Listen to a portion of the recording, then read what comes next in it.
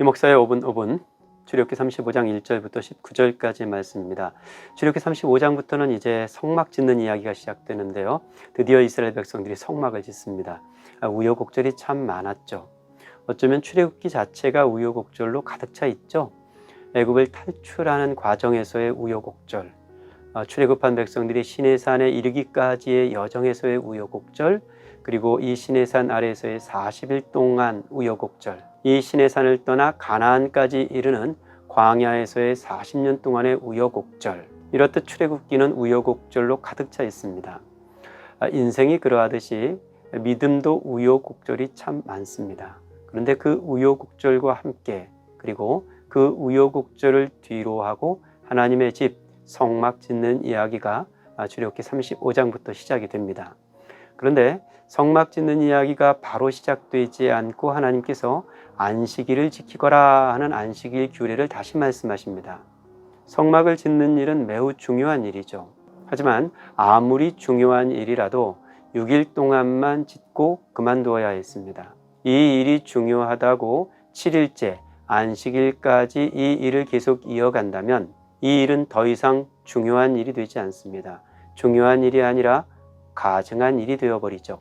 안식일을 거룩히 지키거라 한 말씀을 무시하고 근사한 성막만 지어놓고 다 지었다고 잔치를 벌인다면 그 성막이 또 다른 황금 송아지가 될 것입니다. 우리는 결과를 칭찬하고 축복하는 일에 익숙해 있습니다만 하나님께서는 결과를 축복하는 일보다 그 과정을 응원하고 그 과정 속에 함께 하시는 걸 더 좋아하십니다.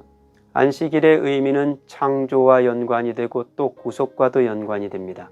창세기에는 창조와 연관을 시키고 출애굽기에는 애굽에서의 탈출과 연관하여 이 안식일법을 말씀하십니다. 하나님의 창조와 그 창조의 절정으로서의 안식, 그리고 애굽으로부터의 구원받은 안식이 담겨있는 이 날의 의미를 근간에 두지 않은 성막은 하나님의 거룩한 성소가 아니라 가증한 천막이 될 뿐입니다.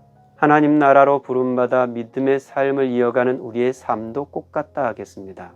내 수고를 멈추고 그 멈춘 날의 안식 속에 하나님의 창조의 안식이 들어있다는 것을 기억하고 또 그 멈춤을 통하여 하나님의 구속의 샬롬을 경험할 수 있는 날, 그 날을 계단 삼아서 하나님 나라에 이르는 믿음이어야겠습니다.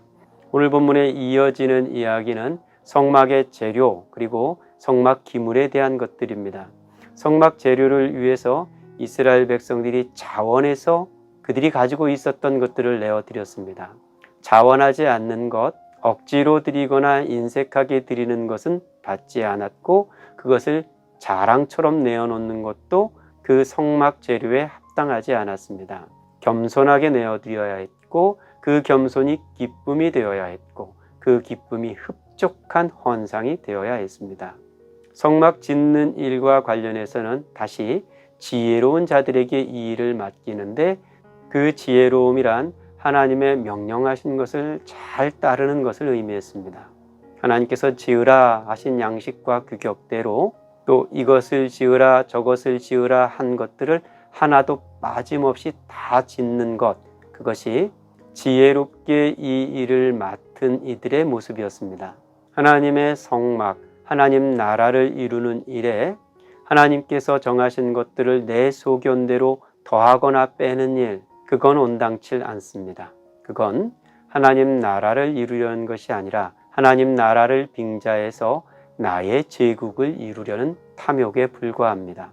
우리가 기다리는 하나님 나라, 끝내 하나님께서 이루실 그 나라는 나의 규격과 제단으로 만들어지지 않고 하나님께서 모양하신 대로 이루어질 것입니다. 그리고 그 모양으로 이루어진 나라여야 그 나라 안에 참된 안식과 평안이 있을 겁니다. 서두에 말씀드린 대로 우리의 인생도 우여곡절이고 우리의 믿음 또한 우여곡절입니다. 그 우여곡절과 함께 하나님께서는 끝내 당신의 나라, 당신의 집을 지어가실 터인데 그 집 지어져 가는 과정 속에 안식일을 거룩하게 지키거라 하시는 말씀이 똑똑하게 새겨질 수 있기를 간절히 바랍니다.